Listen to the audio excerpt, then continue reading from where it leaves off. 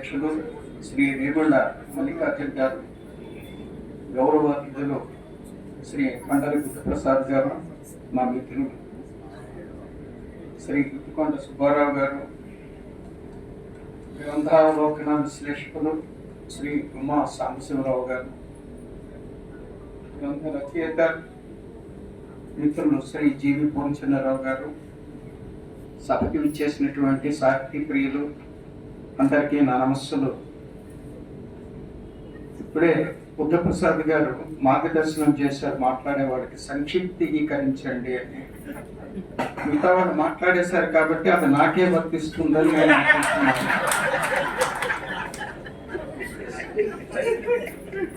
సాధ్యమైనంత వరకు వారి మార్గదర్శకత్వాన్ని శిరసావహించడానికి ప్రయత్నం చేస్తాను.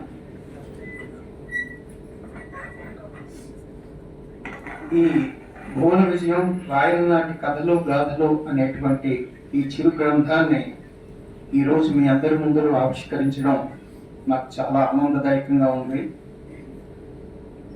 ఈ పుస్తకాన్ని చదివి నేను ఇటువంటి అనుభూతి పొందాను. అట్లాగే రచయిత శ్రీ పూర్ణచంద్ గారు ఏ పారమార్థాన్ని ఆశించి, ఉద్దేశించి, లక్షించి ఈ పుస్తకాన్ని రాశారు, ఇది చెప్పే ముందర,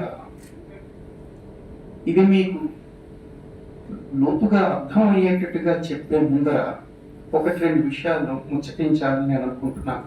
ఎందుకంటే బుద్ధప్రసాద్ గారు చెప్పినట్టుగా ఈ సభకు వచ్చినట్టు వాళ్ళు ఎవరు కూడా సామాన్యులు కాదు.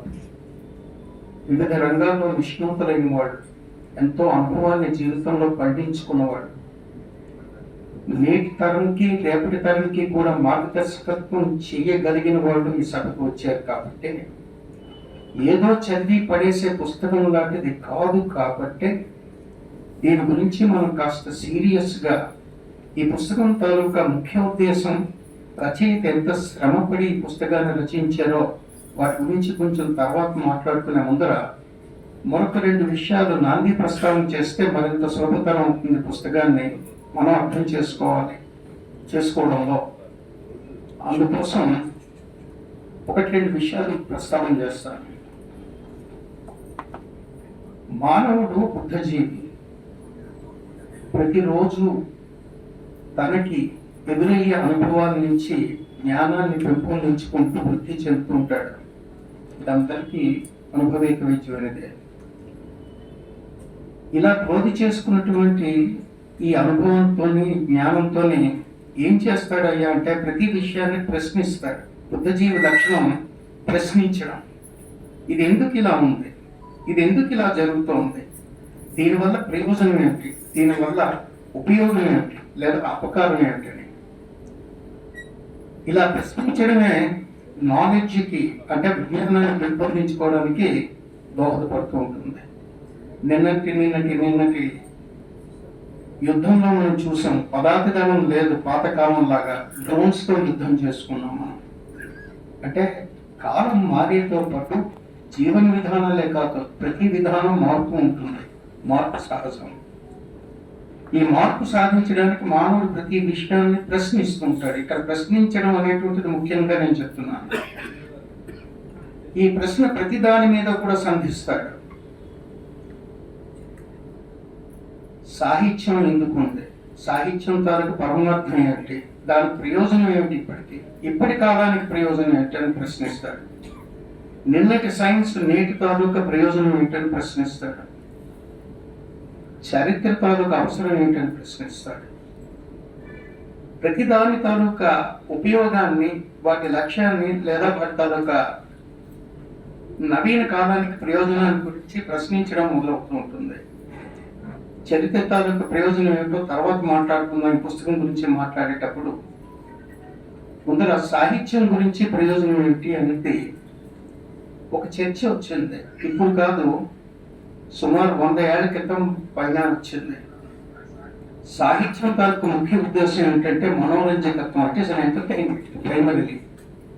అంతే కదా, ఏ భాషలోనైనా సాహిత్యం మనోరంజకత్వాన్ని చదువుతుంటే ఎంతో హృదయానందాన్ని, హృదయోల్లాసాన్ని కలిగించుతుంది. స్కాట్లాండ్ లో ఒకసారి వచ్చిందిట. వాళ్ళు అక్కడ విభజీయులందరూ కూడా ప్రశ్న వేశారట, సాహిత్యానికి పరమావధి ఎప్పుడు కూడా మనోరంజకత్వం క్రియేట్ చేయడమే కదా, మనోరంజకత్వమే అయితే పెట్టుకున్న సైన్స్ ద్వారా, విజ్ఞానం ద్వారా ఆనందాన్ని వెతుక్కోవడానికి ఇంకెన్నో మరో రకమైనటువంటి మార్గాలు ఉన్నాయి. అంటే మనకి ఇప్పుడు సైన్స్ వృద్ధి చెంది రేడియోలు టీవీలు వచ్చినట్టుగా అనమాట. అంచేత మానవుడు సాహిత్యం మీదే ఆధారపడవలసిన అవసరం లేదు. కాలక్రమేణా సాహిత్యం మృగ్యమైపోయి అదొక పాతబడిపోయి అబ్సలసెన్స్ లోకి వెళ్ళిపోతుంది అని చెప్పి వాడు ఒక తీర్మానం చేశారట. దయచేసి వినాలి, ఎందుకంటే ఈ ప్రస్తుత పుస్తకం తాలూకు అవసరం ఏమిటి అని, రచయిత ముఖ్య ఉద్దేశం ఏమిటి అనేది చెప్పబోయే ముందు నాంది ప్రస్తావనగా మాత్రమే నేను ప్రస్తావన చేస్తున్నాను. వారైతే ఎప్పుడైతే సాహిత్యం మరుగున పడిపోతుంది, ఇక ప్రజలు సాహిత్యాన్ని ఆదరించరు అన్నప్పుడు వారిని విభేదించిన వాడు ఒక మహానుభావుడు, ఒక గొప్ప రచయిత, పిబి షెల్లీ అంటాం మనం. అంటే భావకవిత్వాన్ని రాసేటువంటి ఒక గొప్ప కవి. ఆయన విభేదించాడు వారితో అనమాట. ది డిఫెన్స్ ఆఫ్ పోయిటరీ అనే ఒక పుస్తకాన్ని రాశాడు అనమాట. రాస్తూ అందులో అన్నాడు అనమాట, ఏమన్నాడంటే, the poetry unveils the hidden beauty of the nature and makes the unfamiliar things familiar అని చెప్పేసి ఆ లైన్స్ లో చెప్పుకుంటాడు. అంటే సాహిత్యం ఈ నవనవోన్మేషణంగా ప్రతిరోజు కొత్త కొత్త అందాలని ఆవిష్కరిస్తూ మనకి తెలిసిన వాటిలోనే తెలియని ధనాన్ని చెబుతూ వస్తూ ఉంటుంది. అంచేత సాహిత్యం చచ్చిపోదు అని చెప్పి ఆయన ప్రతిపాదన చేస్తూ ఇంకా ఉన్నాడు. ఎంతకాలం అయితే సాహిత్యం ప్రజా ప్రయోజనాన్ని కూడా లక్షించి తను ప్రక్రియ రూపంలో వస్తూ ఉంటుందో, ప్రజల హృదయాల్లో ఎప్పుడూ అది చిరస్మరణీయంగానే ఉంటుంది. ఎన్ని రకాల వేరే వేరే ఎంటర్టైన్మెంట్ మార్గాలు ఉన్నప్పటికీ కూడా సాహిత్యం కూడా కాలాన్ని తట్టుకొని నిలబడుతుంది అని ఆయన డిఫెన్స్ ఆఫ్ పోయిటరీలో అన్నమాట. అంటే సాహిత్యం అనే ఒక కళా ప్రక్రియ ఎప్పుడైతే తను కూడా రూపాంతరం చెందుతూ వస్తూ ఉంటుందో, అది ప్రజా జీవితంలో ఉండేటువంటి ముఖ్య విషయాలను తీసుకొని రచన సాగిస్తూ ఉంటుందో, అంటే కవులు చేస్తూ ఉంటారో, సాహిత్యం కూడా కాలాన్ని తట్టుకొని నిలబడుతుంది. మనం ఇప్పుడు అదే చూసాం. సాహిత్యం మృగ్యమైపోతుంది అనుకున్న వాళ్ళు మృగ్యమైపోయారు, మనకు వెనకబడిపోయారు. కానీ సాహిత్యం నేటికి సజీవంగానే అన్ని భాషల్లోనే అన్ని దేశాల్లో కూడా ఉంది. ఇదే విషయాన్ని, అంటే సాహిత్యం అనే ప్రక్రియ గురించి నేను చెప్తున్నాను అనమాట. దాని పరమార్థం ఏమిటి అనేటువంటిది మన దేశంలో కూడా వచ్చినప్పుడు, గురజాడ అప్పారావు గారు కన్యాశుల్కం రాసినప్పుడు నాటకాన్ని వారిని ప్రశ్నించారట, ఎందుకు రాశారు నాటకాన్ని అంటే, తన ముందు మాటలో రాసుకుంటారు కన్నా, లిటరేచర్ కెనాట్ హ్యావ్, అంటే ఇంగ్లీష్ ప్రిఫేస్ లో రాస్తారు తను, ఇంగ్లీష్ ఆయన ప్రిఫేస్ లో, literature cannot have more a noble aim than depicting the evil of the society and suggesting the remedial measures అన్నాడు అతను. అంటే సాహిత్యానికి సంఘంలో జరుగుతున్నటువంటి దురాచారాలన్నింటినీ ఎత్తి చూపి వాటిని నిర్మూలించడానికి తగు మార్గాలని చూపించడం కంట సాహిత్యానికి వేరే పరమావధి లేదు అని నమ్ముతూ రాశాను అని చెప్పారు ఆయన. అంటే సాహిత్యానికి, ప్రజా ప్రయోజనానికి, ప్రజల సంక్షేమానికి ఒక బాధ్యత వహించి సాహిత్యం ముందుకెళ్తున్నప్పుడు అది అజరామరంగా నిలిచిపోతుంది. కన్యాశుల్కం నుంచి మనం వేరే చెప్పక్కర్లేదు అనమాట. ఎందుకు అంటే ఆ కాలంలో, ఆ సమయంలో ఉత్తరాంధ్ర ప్రాంతంలో ఒక తెగలో బాల్య వివాహాలు మరీ దారుణంగా జరుగుతున్నప్పుడు, ముక్కు పచ్చలారని ఆడపిల్లని కాటికి కాడు చెప్పుకున్నటువంటి వ్యక్తులకు ఇచ్చి వివాహం చేస్తున్నప్పుడు ఏమిటి దురాచారం అని చెప్పి అప్పటి ఆనందగజపతి మహారాజా వారు ఆయన ఆస్థానంలో ఉండేటువంటి గురజాడ వెంకటప్పారావు గారిని ఈ విషయం మీద పరిశోధన చేసి మీరు ఒక రిపోర్ట్ సబ్మిట్ చేయండి అని రిపోర్ట్ సబ్మిట్ చేయడానికి ఈయన ప్రాంతం అంతా తిరిగి అందులో ఉండేటువంటి దారుణాలను చూస్తూ ఆ రిపోర్ట్ లో రాస్తాడు. కొన్ని చోట్ల కాంట్రాక్ట్లు ఏర్పరచుకున్నారు. 3 ఏళ్ల పిల్లని 87 వారికి ఇచ్చినవి, 4 ఏళ్ల పిల్లని 97 వారికి ఇచ్చినవి. ఇంకా దారుణమైనవి ఏమిటంటే, కడుపులో గర్భస్థ శిశువు ఆడపిల్ల అవుతుంది అనేటువంటి నమ్మకంతో కూడా కాంట్రాక్ట్లు ఏర్పరచుకున్న వాళ్ళు కూడా ఉన్నారు. అంటే ఫార్వర్డ్ కాంట్రాక్ట్ అంటాం మా లా పరిభాషలో. ఫార్వర్డ్ కాంట్రాక్ట్ అంటే నేను వెయ్యబోయే పొగాకు పంట నీకు ఇవ్వడానికి నేను ఇప్పటికీ నాకు కాంట్రాక్ట్ అడ్వాన్స్ తీసుకుంటున్నానని ఫార్వర్డ్ కాంట్రాక్ట్స్ ఉంటాయి. ఇక్కడ ఎవరైనా కమర్షియల్ ఆస్పెక్ట్స్ తెలిసిన వాళ్ళు ఉంటే మీకు తెలుస్తుంది. ఇది దారుణమైన పరిస్థితికి చెల్లించిపోయి నేను ఈ కన్యాశుల్కాన్ని రాశాను అంటాడు. ఇది సాహిత్యానికి పరమావధి అని ఆయన నిరూపించాడు. ఇది సాహిత్యానికి పరమావధి. సాహిత్యం అనేటువంటిది ఒక మనోరంజకమైనటువంటి కళా ప్రక్రియకే ఒక అవసరం ఉన్నప్పుడు, దానికి ఒక బాధ్యత ఉన్నప్పుడు చరిత్రకి ఎంత బాధ్యత ఉండాలి, అది ఈ రోజు మనం ఇక్కడ చర్చించవలసిన ముఖ్య విషయం. సాహిత్యం మనకు ఎంటర్టైన్మెంట్ లో భాగం, కానీ సాహిత్యానికి కూడా ప్రజా బాధ్యత ఉంది. ప్రజల బాగోగులు, ప్రజల బాధల గురించి కూడా సాహిత్యం పట్టించుకోవాల్సిన అవసరం ఉంది. అలా రచన సాగాలి అని అనుకున్నప్పుడు చరిత్ర అంటే పూర్వంలో జరిగినటువంటి విషయాలన్నీ కూడా చరిత్రకారులు పరిశోధించి ముందు తరాలకు అందజేసే విషయంలో ఎంత బాధ్యతాత్మకంగా ఉండి ఎంతటి వరకు సత్యాలని మాత్రమే తర్వాత తరాల వాళ్ళకి ఇవ్వవలసిన బాధ్యత ఉందో మనం వేరే చెప్పక్కర్లేదన్నమాట. చరిత్ర గురించి మనం మాట్లాడుకుంటున్నప్పుడు ప్రస్తుత అంశంలో మనం అవుతాం. ఒక 20 రోజుల క్రితం పూర్ణచంద్రరావు నాకు ఫోన్ చేశారు. నేను భువన విజయం అనే పుస్తకాన్ని రాశానంటే రాయల నాటి కథలు గాథలకు సంబంధించి పుస్తకం రాశాను. ఆ పుస్తకం ఆవిష్కరణ మీ చేత అయితే బాగుంటుందని మిత్రులు శ్రీ మండల బుద్ధప్రసాద్ గారు సూచించారు. మీరు అంగీకరించాలని ఫోన్ చేశారు. నేను డిగ్రీ చేశాను. అంతో ఇంతో సాహిత్యం మీద నాకు ప్రయత్నం ఉంది, కాస్త ప్రవేశం ఉండడంతో ఓహో భువన విజయం పుస్తకం అంటే ఇంకేముంది, అష్టదిగ్గజాల సాహితీ కావ్య ప్రౌఢిమ, అలాగే రాయల వారి తాలూకా సాహిత్యాభిలాష, ఈ భువన విజయ సన్నివేశాలు ఇవన్నీ కూడా వారు ఎంతో సహజంగా ప్రతిభావంతులైన రచయిత ఆయన మరింత ప్రతిభావంతంగా చిత్రీకరించి ఉంటారు. అప్పటికి నేను పుస్తకం చూడలేదన్నమాట. ఇక ఆ సభలో ఇంకా ప్రతిభావంతులైనటువంటి మా సాంబశివరావు వారు ఇంకా చక్కగా ఆ దృశ్యాలన్నింటినీ మనకి బాగా వర్ణించి చెప్పి, అంటే ఒక పద్యంగా చెప్పారు. ఇంకా అటజలిగా చెప్పు మిసురుడు అంబక చుంపిత లాంటి మన చరిత్రలో ఇంకా పద్యాలు, నన్ను భవదీయ దాసుని మనమున నెయ్యి కింకూని అనే పరిజాత పర్ణం పద్యాలు, లేకపోతే స్థుతిమతి ఆధ్రత దుర్జటి కవుల కేల పంపుల కేల పిను ఈ అతులిత మాధురి మహిమ అంటే కొంటే రామలింగుడు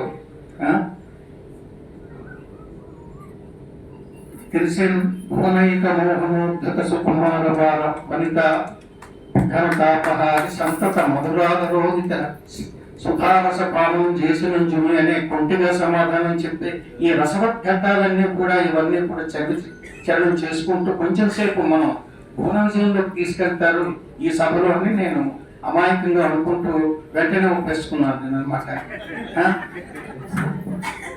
ఇది ఏంటంటే మీకు ఇక్కడ విషయం చెప్పాలి. మేము ఉండేది కూడా భువన విజయంలోనే. మా అపార్ట్మెంట్ కట్టినటువంటి బిల్డర్ గారు వారి భార్య గారు చక్కటి సాహితీ పర్వాలు, ఆవిడ ముచ్చట పడి పెట్టారు ఆ కాంప్లెక్స్ కి భువన విజయం కాంప్లెక్స్ అని. వారు ఎప్పుడైతే పూర్ణచంద్ర గారు ఫోన్ చేసి మీరు చేస్తే బాగుంటుందని అన్నారో వెంటనే ఒప్పేసుకొని ఎంత తప్పు చేశానో తర్వాత నాకు అర్థమైంది. మరొక 10 రోజుల తర్వాత వారు ఇక ఈ గ్రంథావిష్కరణ తేదీ ఖరారు చేసుకుందామని మా ఇంటికి వచ్చారు. వచ్చేటప్పుడు ఈ పుస్తకాన్ని నా దగ్గర నాకు అందిస్తూ మీరు చదవాలి కదా అని చెబుతూ అప్పుడు చెప్పారు. ఈ పుస్తకం అనేటువంటిది ఇందాక సాంబశివరావు గారు చెప్పినట్టే కొన్ని సందర్భాల్లో రాసినటువంటి విడివిడి వ్యాసాలన్నింటినీ ఒక కదంబంగా అంటే సంకలనం చేసి పుస్తక రూపంలో ప్రచురించాలని అనుకుంటున్నాం. ఇందులో మెయిన్ థీమ్ రాయల వారి గురించి ఉంటుంది, కానీ మిగతా అవన్నీ వేరు వేరు అంశాలు కూడా కలుపుకున్నది. అంటే ఒక కథలా స్టార్ట్ అయ్యండి రకమైనది కాదనమాట. బట్ రాయల్ గారు అనే బ్యాక్గ్రౌండ్ లో వారికి సంబంధించిన వివిధ అంశాలన్నింటినీ కూడా ఇలా వ్యాసాలుగా రాసి పుస్తకంగా ప్రచురించాలనుకుంటున్నాం. అప్పటికి కూడా నేనేమనుకున్నానంటే ముఖ్యంగా సాహితీపరమైనటువంటి పుస్తకం అని మాత్రమే అనుకున్నాను అనమాట. అప్పుడు చెప్పారు, ఇది మనం ముఖ్యంగా గుర్తుపెట్టుకోవాల్సిన విషయం ఏంటంటే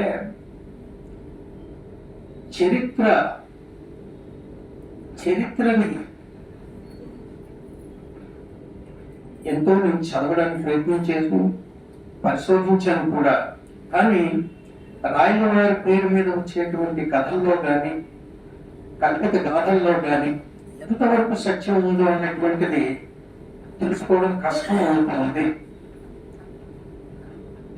ఎవరి ఇష్టం వచ్చినట్టుగా వారు కాల్పనికతను జోడిస్తూ నిజాన్ని కొంతవరకు తగ్గిస్తూ ప్రజాబాహుళ్యంలోకి ఒక రకమైన మనోరంజకత్వాన్ని మాత్రమే నింపాలని చేసిన ప్రయత్నం తప్ప నిజాలు చాలా తక్కువ వస్తున్నాయి, వచ్చాయని నేను భావించాను. ఇది చరిత్ర కాదు, ఇది కాల్పనిక గాథ అవుతుంటుంది అని నాకు అనుమానం కూడా వేసింది. ఆ అనుమానం వచ్చినప్పుడల్లా ఆయా వ్యాసాల్లో నేను రీసెర్చ్ చేసి నేను మ్యూజియంలో చూసినటువంటి పత్రాలు, గ్రంథాలు లేదా వాటి తాలూకా గెజెట్స్ వీటన్నిటిని చూసినప్పుడు ఈ ప్రజాబాహుళ్యంలో ఉన్నటువంటి కథలకి ఇందాక మన అధ్యక్షులు కూడా అన్నారనమాట, కృష్ణా డిస్ట్రిక్ట్ మాన్యువల్ లో ఉన్నటువంటి విషయాలకి మన జనబాహుళ్యంలో ఉన్నటువంటి గ్రంథ వ్యాప్తిలో ఉన్న కథలకి కాస్త డిఫరెన్స్ గా ఉంది. ఇది నిజమైన చరిత్ర అనిపించట్లేదు. అందుచేత ఏది నిజమైన చరిత్ర అని తెలుసుకోవడానికి సాధ్యమైనంత వరకు నేను ప్రయత్నం చేసి వ్యాసాలు రాశాను అన్న. చాలా బాగుందండి అన్న అంటూ ఒక్కటి వారు చెప్పారనమాట, చరిత్ర ముఖ్య ఉద్దేశం ఎప్పుడూ కూడా ఈ తరానికి వచ్చే తరానికి కరదీపికలా ఉండేటట్టుగా అది ఉండే పనుంటుంది. అప్పుడు ఈ తరం వాళ్ళు నిన్న ఎలా ఉంది, నేడు ఎలా ఉంది, నిన్న తరంలో ఉండేటువంటి నిన్న చరిత్రలో ఉండేటువంటి మంచి లేదా మనం సాధించినది వాళ్ళు అప్పుడే సాధించి ఉంటే దాన్ని మనం దొరకపుచ్చుకొని మనం మరింత అభివృద్ధి చెందడానికి పనికి వచ్చే విషయాలన్నీ తెలుస్తారు. అలా కాకుండా మామూలుగా చరిత్రని ఒక కథలాగా చందమామ కథలాగా మాత్రమే ఉంటే అదే మనం చదివి ఊరుకుంటే దాన్ని మనం తర్వాత తరాల వాళ్ళకి కథల రూపంలో చెప్పగలమే కానీ నిజమైన చరిత్ర రూపంలో అందచేయడం. ఇది నా తాలూకా భావన అని చెప్పి ఆ రోజు చెప్పారు. నాకు చాలా ఆనందం వేసింది. ఎవరు కూడా చరిత్రని చదివిన వాడు కానీ మామూలు రచయితలుగా ఉండేటువంటి పూర్ణచంద్రరావు గారు ఇంత విశ్లేషాత్మకంగా ఆ కథల్ని అంటే చరిత్రలో ఉండేటువంటి కథల్ని ఇంత దీర్ఘంగా ఆలోచించి నిజాలకు దగ్గరగా ఉండేటట్టుగా ప్రయత్నం చేయడం చాలా అరుదుగా చూస్తుంటాం. నేను అదే అన్నాను వారితో పాటు, ఇంత కష్టపడి మీరు రాశారు, తప్పకుండా ఇది ప్రజాదరణ పొంది ముఖ్యంగా ఎవరంటే చరిత్ర విద్యార్థులు, చరిత్రకారులు కూడా చరిత్రని రాసేటప్పుడు చదివేటప్పుడు వాస్తవానికి దగ్గరగా ఉండేటట్టుగా, అంటే నేను ఇందాక మనం చెప్పినట్టు తార్కికమైనటువంటి విజ్ఞానంతో అంటే లాజికల్ థింకింగ్ తో చదువుతూ నిజానికి దగ్గరగా ఉండేటువంటి విషయాలను మాత్రమే తీసుకుంటూ అవి ముందుకు తీసుకెళ్తే అందరికీ ఉపయోగకరంగా ఉంటాయండి. ఈ పుస్తకం తప్పకుండా ఇది అందరూ ఆదరించాలని కోరుకుంటున్నాను. నేను తప్పకుండా వచ్చి ఈ పుస్తకాన్ని నేను ఆవిష్కరణ సభలో పాల్గొంటానని చెప్పిన తర్వాత ఈ పుస్తకాన్ని నేను చదివాను.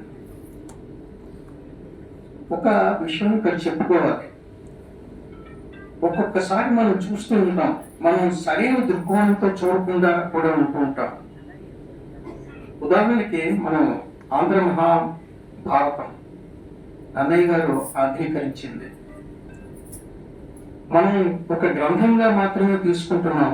నేను ఎక్కడో చదివిన ఒక విశ్లేషకుడు చాలా చక్కగా విశ్లేషించారు.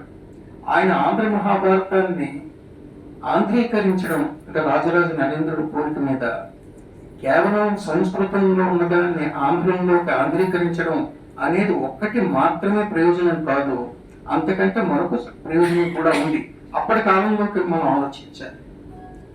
అప్పుడు జైన బౌద్ధ మతాలు బాగా ప్రాబల్యంలో ఉండడంతో హైందవ మతం కొంత మన ఆచార వ్యవహారాలకి కొంచెం ఇబ్బంది కలిగిస్తున్నాయి. ఏంటంటే జైనం బౌద్ధం ముఖ్యంగా బ్రహ్మచర్యాన్ని పాటించమని చెప్తాయి. హైందవ సమాజం ఉండేది ఏంటంటే అన్ని కర్మలు చేయాలంటే బ్రహ్మచర్యం అనేటువంటిది ఒక ఆశ్రమం మాత్రమే, కానీ అదే ముఖ్యమైనటువంటి ఆశ్రమం కాదు. బ్రహ్మచర్యం తర్వాత ఏమో గృహస్థు, తర్వాత వానప్రస్థం, ఇలా మనం చేసుకున్నాం. గృహస్థు మాత్రమే అన్ని కార్యాలు చేస్తూ 10 మందికి ఆదరించి అన్నం పెట్టగలిగే స్థితిలో ఉంటాడు. అసలు బ్రహ్మచారి అయితే ఆ పని చెయ్యలేడు, అంటే అతనికి ఆ సాధన సంపత్తి ఉండదు, పెరాఫెర్నలి అంటాం మనం. అదే గృహస్థులు అయితే భార్యాభర్తలు సంతానాన్ని వృద్ధి చేయడం ఒకటి, రెండవది ఏంటంటే ఇంటికి వచ్చిన అతిథుల్ని ఆదరించడం ఒకటి, ఈ కార్యక్రమాలు చేస్తారు. తర్వాత యజ్ఞయాగాదుల కార్యక్రమాలు ఇవన్నీ వేరే వేరే ఉన్నాయి. సో ఏ మన సమాజంలో ఈ రకమైనటువంటి ఇది ఉంటే బ్రహ్మచర్యం కంటే గృహస్థాశ్రమాన్ని స్వీకరించి ఉండడం మంచిది. ఇది ముందుకు తీసుకోవాల్సిన బాధ్యత ఉంది. అంటే అప్పుడు వారి ఉద్దేశంలో వారు జైన బౌద్ధ మతాన్ని నిరసించారని కాదు, కానీ మన హైందవ జాతి, హైందవ సమాజం మన సాంప్రదాయాల్ని వృద్ధి చేసుకోవాలి, దాన్ని మర్చిపోకూడదు, ఇది కూడా దృష్టిలో పెట్టుకొని రాశారు అని ఒక విశ్లేషకుడు రాస్తే నేను చదివాను. ఆ దృక్కోణం తెచ్చి చదివితే అసలు మహాభారతం రాసినటువంటి మొట్టమొదటి శ్లోకంలోనే ఆయన అన్యాపదేశంగా అది పెట్టినట్టుగా మనకు తెలుస్తుంది. అంటే సాహిత్యం కూడా చరిత్రను వెతుక్కోవాల్సిన అవసరం ఉంది అని ఇక్కడ కొంచెం చూడాలి. శ్రీవాణి గిరిజాశ్చిరాయ దగతో వక్షో ముఖాంగేష్ ఏ లోకానాం స్థితిమావయంత శ్రీపుంస యోగోద్భవం అని చెప్తూ ఈ శ్లోకంతో మొదలుకుంటుంది అనమాట. అంటే ఎవరైతే ముగ్గురు దేవతలు మనకు పూజనీయులు, ప్రాతస్మరణీయులు, బ్రహ్మ విష్ణు మహేశ్వరులు, వారు ఒకరేమో తను శ్రీవాణి గిరిజాశ్చిరాయ్ తగతో వక్షం ముఖాంగేశం, ఒకరు వక్షస్థలం మీద పెట్టుకున్నారు, ఒకరు నాలుక మీద పెట్టుకున్నారు, ఇంకొకరైతే అర్ధభాగం నుంచి గౌరవించి వారు భార్యల్ని అంతగా గౌరవించి చేసిన దేవతలు మీ అందరికీ ఆశీస్సులు కలిగించుకోక అనేది ఆశీర్ నమస్క్రియ వస్తు నిర్దేశకత్వం అనేటువంటిది కావ్యారంభంలో ఒక సాంప్రదాయం. ఆ సాంప్రదాయాన్ని పాటిస్తూ అన్యాపదేశంగా ఏం చెప్తున్నాడంటే మన కొలిచే దేవతలే వారు గృహస్థులే ఉన్నారు చూసుకోండి సుమా అని అన్యోపదేశంగా చెప్తున్నట్టుగా చెప్పాడని విశ్లేషకుడు రాశారనమాట. అంటే మనం చదివేటప్పుడు కూడా తార్కిక దృష్టితో అప్పటి కాలం నాటికి ఎలాగ వారు రాశారు, ఎందుకు రాశారు కూడా చదవాల్సిన అవసరం ఉన్నది అనమాట. నేను పూర్ణచంద్ర గారితో నేను ఆ రోజు మా ఇంట్లో జరిగిన డిస్కషన్ పుస్తకం గురించి కూడా వారు కూడా అదే అభిప్రాయపడ్డారు. అంటే అభిప్రాయం వారు వ్యక్తం చేశారు అనమాట. ఏంటంటే ఎంతసేపు రాయల వారి గురించి మనం తెలిసిన కథలు ఏంటంటే అష్టదిగ్గజాలను పెట్టుకోవడం, ఆయన ఎంతసేపు కూడా కవిత్వ ప్రియత్వాన్ని ఆయన సాగిస్తున్నట్టుగా లేదా యుద్ధాలు చేస్తున్నట్టుగా ఉండడమే కాదు, అంగళ్ళ రతనాలు అమ్మినారిచట అని చెప్పి మనం చెప్పుకునేటప్పుడు నిజంగా అంగళ్ళ రతనాలు అమ్మినారని పార్సీకులు, తర్వాత పోర్చుగీస్ వారు, ఇంకా విదేశాల నుంచి వచ్చినటువంటి ఎందరో వర్తకులు వారి దేశాలకు వెళ్ళినప్పుడు వారి తాలూకు మ్యూజియంలో కూడా రాసుకున్నారు, వారి చేతుల్లో రాసుకున్నారు, కొన్ని చోట్ల దొరికే కూడా. మరి ఆయన కాలంలో రతనాలు అమ్మినారంటే ఎంత అభివృద్ధి సాధించింది, అప్పటికి మన దక్షిణాపథం అంతా ఎంత అభివృద్ధి సాధించింది, ఎందుకు సాధించింది, ఇది ముఖ్యం అంటాడు ఆయన. అది ఆయన తాలూకా భావన. ఎందుకు అభివృద్ధి సాధించింది, రాయల వారు ఎంత గొప్ప అడ్మినిస్ట్రేటర్ అయి ఉండకపోతే అంగళ్ళ రతనాలు అమ్మేటటువంటి ఉచ్చస్థితిని ఆయన ప్రజలకు అందరికీ తీసుకొచ్చారు. హాయిగా అతను సాహిత్యంలో కూడా మునిగి తేలినా కూడా సామ్రాజ్యంలో ఉండేటువంటి ప్రజలందరూ ఆనందంగా ఉండడానికి ఎంత పరిపాలన సులభతరం చేసే విధానాలు అవలంబించాడు. దీని మీద చరిత్రకారులు కూడా దృష్టి పెట్టి ఉంటే బాగుంటుంది. ఇది మనకి ఎక్కడా దొరకట్లేదు. ఇది ఆయన తాలూకా భావన లేదా ఒక రకమైనటువంటి బాధ. నేను అర్థం చేసుకున్నది ఆయన అన్నారన్నమాట, నేను రాసినటువంటి వ్యాసాల్లో అన్ని ఉద్దేశంగా అంటే ఇండైరెక్ట్ గా నేను ఇదన్నీ కూడా చూశాను. ఎంతసేపు ఒక వైపే కాదు ఆ మహానుభావుని చూడడం, వేరే వైపు కూడా చూడాల్సిన అవసరం ఉంది. చరిత్రను మనం సాధ్యమైనంత వరకు ఒక అధ్యయనం చెయ్యవలసిన విధానంలో చెయ్యలేదేమో అని నేను బాధపడుతూ రాశాను. అట్లీస్ట్ నేను అండర్స్టాండ్ చేసుకోవడంలో వారు అలా అన్నట్టుగా నాకు అనిపించింది. ఇది నిజమే.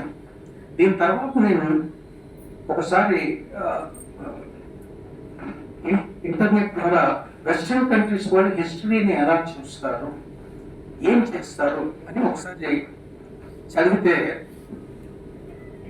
నాకు దొరికింది ఏంటంటే, అమెరికన్ హిస్టారికల్ అసోసియేషన్ అని ఒక అసోసియేషన్ ఉంది. అది 1984లోనే ఎప్పుడో స్థాపించారంటారు, లేదా అంతకు ముందు. వాళ్ళు చరిత్ర తాలూకు ముఖ్య ఉద్దేశం ఏమిటి అనే దాని మీద పరిశోధన చేశారు. అన్ని దేశాల చరిత్రలు చరిత్రకారులు రాశారు కదా, వాటి ప్రయోజనం ఏమిటి అని రాసినప్పుడు వాడు ఒకటే అంటే వేరు వేరు ప్రతిపాదన చేశారు. ఒకరు ముఖ్యమైన ప్రతిపాదన నేను అర్థం చేసుకున్నది ఏంటంటే, చరిత్ర ఎప్పుడూ కూడా పూర్వం అది వర్తమానానికి భవిష్యత్తుకి ఒక కలదీపికలా పనిచేయాలి. అంటే ఇట్ షుడ్ షెడ్ లైట్ అన్నారు వాళ్ళు. ఒక లైట్ ని, ఒక కాంతిని ప్రసరింపు చేయాలి. గతం ఇలా ఉంది, ఆ ఇలా ఉన్నది అన్నది నిజాన్ని మాత్రమే చెప్పేటట్టుగా ఉండాలి. అప్పుడు వర్తమాన కాలంలో వాళ్ళు బ్యారేజ్ వేసుకుంటారు. గతం అలా ఉండేది, వర్తమానం ఇలా ఉంది, ఈ రెండింటి మధ్యలో ఏది ఉత్తమం అంటూ భవిష్యత్తు ఎలా ఉండాలో మనిషి నిర్ణయించుకుంటాడు. కానీ పూర్వం అని గురించి చెప్పేటప్పుడు మనం కథలు అది మనోరంజకత్వంగా ఉండాలని చెప్పి ఎంటర్టైనింగ్ గా ఉండాలని మన కాల్పనికతను ఎప్పుడు జోడించామో సత్యం మసకబారిపోతుంది, అలా ఉండకూడదు అని చెప్పి వారు ప్రతిపాదన చేశారు. వారి ప్రతిపాదన తాలూకా భావమే పూర్ణచంద్ర గారి తాలూకా భావం అని కూడా నాకు అనిపించింది అనమాట. ఇది నేను అనుకుంటున్నాను. భువన విజయం తాలూకు పుస్తకం రాయడంలో ఆయన ముఖ్య ఉద్దేశం ఏంటంటే, చరిత్ర ఎప్పుడు కూడా నిజానికి దగ్గరగా ఉండాలి. ఇది ఒక అతని ప్రతిపాదన. రెండోది, చరిత్ర నుంచి మనం పాఠం నేర్చుకునే విధంగా ఉండాలి. అంతే తప్ప కాల్పనికత చందమామ కథల్లా ఉండకూడదు. ఆయన తన ముందు మాటలో కూడా అదే మాట రాశారు.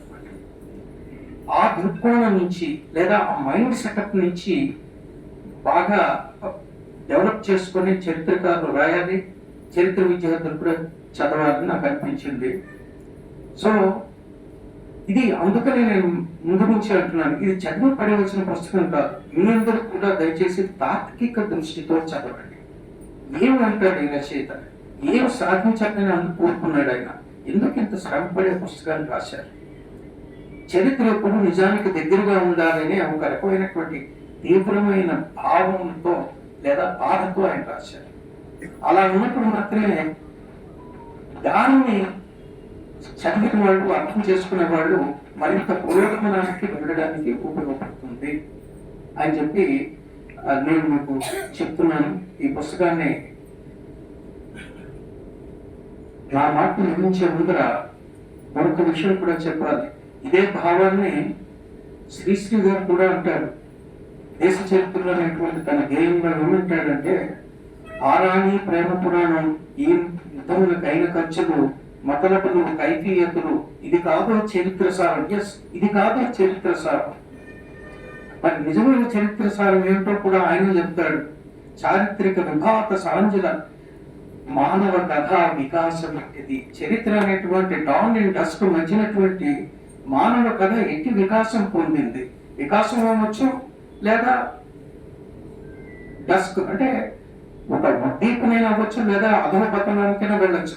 అది వాళ్ళ తాలూకా సంస్కారాన్ని బట్టి ఉంటుంది. కానీ ఉన్నది ఉన్నట్టుగా మనకి లిఖించబడే చరిత్ర కావాలి అంటూ ఆయన దేవుని నైట్ నది నాగరికతలో సామాన్యుని జిగుపులు పెట్టింది సామ్రాట్టుల దండయాత్రలో సామాన్యుల సాహసం ఎక్కింది, ప్రభు ఎక్కిన పల్లకి కాదు దాన్ని మూసే పోయిలెవరు అంటూ ఆఖరికి అంటాడు, ఏ దేశం ఏ కాలంలో సాధించినది ఏ శిల్పం ఏ శాస్త్రం ఏ గాంధర్వం ఏ వెలుగులకి ప్రస్థానం అంటాడు. అట్లా ముగిస్తూ ఏ వెలుగులకైనా ప్రస్థానం చెయ్యాలంటే చరిత్ర అధ్యయనం అనేటువంటిది, చరిత్ర లిఖితం అనేటువంటిది సహజత్వానికి దగ్గరగా ఉండే వాస్తవాన్ని మాత్రమే ప్రతిబింబింప చేయాలి. ఇది నాకు పూరించిన ఆ శ్రీశ్రీ గారి దేశ చరిత్ర వెంటనే జ్ఞాపకం వచ్చింది. ఆయన మా ఇంట్లో మాట్లాడి వెళ్ళిపోయిన తర్వాత ఇది ఈ రచయిత తాలూకా ముఖ్య ఉద్దేశం. దానికోసం ఆయన శ్రమించాడు. రాయల గారి చరిత్ర అనేటువంటిది ఒక బేస్ గా తీసుకున్నారు. అప్పుడు వాస్తవంగా ఏం జరిగి ఉండొచ్చు, ఆ కృష్ణా డిస్ట్రిక్ట్ మాన్యువల్ అవనండి, మెకంజీ గారి తాలూకా కైఫియతను కూడా మన సభాధ్యక్షులు కూడా చెప్పారు. వాటి నుంచి క్రోడీకరించినవి మన జనభావనలో ఉన్న కథలు, వీటన్నిటిలో ఏది వాస్తవం ఉండొచ్చు అన్నది తనకు తెలిసినంత వరకు తను ఒక సూచ్యప్రాయంగా చేసి ఒక ఇండికేటివ్ గా విడిచిపెట్టి మనందరికీ అందిస్తున్నాడు. ముఖ్యంగా ఇక్కడ ఎవరైనా చరిత్రకారులు అంటే హిస్టారియన్స్ లేదా హిస్టరీ ప్రొఫెసర్స్ లేదా హిస్టరీ స్టూడెంట్స్ ఉంటే బాగుంటుందని అనుకుంటున్నాను. వారి ఆశయాన్ని ఇంకా ముందుకు తీసుకెళ్ళవచ్చు. సో ఈ రోజు ఈ పుస్తకాన్ని ఆవిష్కరించడం నిజంగా నా అదృష్టంగా భావిస్తున్నాను. ఇది ఏదో సాహితీ పుస్తకం అని నేను మాత్రం అనుకోవట్లేదు. నాకు అసలు కనువిప్పు జరిగింది. ముఖ్యంగా ఇది మామూలు సాహిత్యానికి సంబంధించిన పుస్తకం. ఒక్కొక్కడ అక్కడ ఆయన రాయన కవుల గురించి కూడా రాశారు. అసలు అష్టదిగ్గజాలు అందరూ కూడా అప్పుడు ఉన్నారా లేదా అన్నట్టు కూడా ఒక రకమైనటువంటి సందేహాస్పదమైనది కూడా వారి భావన వ్యక్తీకరించారు. వీటన్నిటి మీద పరిశోధన జరగాలి. ఇంకా జరిగితే అసలు నిజం తెలుస్తూ ఉంటుంది. నిజానికి దగ్గరగా ఉన్నప్పుడు మాత్రమే మానవుడు ముందుకు వెళ్తాడనమాట. సత్యం పరం ధీమహి అంటుంది గాయత్రి మంత్రం. సత్యాన్వేషణ మించినటువంటి పరమోత్కృష్టమైనటువంటి పని ఇంకెవరికి ఇంకేమీ లేదు అని. ఆ సత్యాన్వేషణ, చరిత్ర సత్యాన్వేషణలో కూడా ఈ రకమైనటువంటి భావాన్ని మనం పెట్టుకొని చరిత్రను ముందుగా సాగించినట్లయితే, ఇందాక ప్రసాద్ గారు చెప్పినట్టుగా మనం మంచి రీసెర్చర్స్ కాదు. మన దేశంలో రీసెర్చ్ని సత్యాన్వేషణ దిశగా చేసేటంత పరికరాలు మనకు లేవు, అంతటి ఉత్సాహం కూడా దురదృష్టవశాత్తు మనకు లేదు. కానీ ఈ పుస్తకం ద్వారానైనా ఏ విషయాన్నైనా పరిశోధించేటప్పుడు తుది కంటే వెళ్ళి సత్యాన్ని మాత్రమే ఆవిష్కరించి ప్రజలకు అందజేసే విధంగా ఉంటే, ఇక్కడ పాత్రికేయులు కూడా ఉండొచ్చు, వారు కూడా దాన్ని ముందుకు తీసుకెళ్లే విధంగా ఫోర్త్ ఎస్టేట్ కూడా వ్యవహరిస్తే చాలా బాగుంటుంది. అప్పుడు వారి తాలూకు ఆశయం నెరవేరుతుందని నేను ఆశిస్తూ, ఈ అవకాశం నాకు ఇచ్చి ఈ పుస్తకం నా ద్వారా ఆవిష్కారం చేయబడటం నా అదృష్టంగా భావిస్తూ మరొకసారి కృతజ్ఞతలు తెలియజేస్తూ మీ అందరికీ సెలవు తీసుకున్నాను.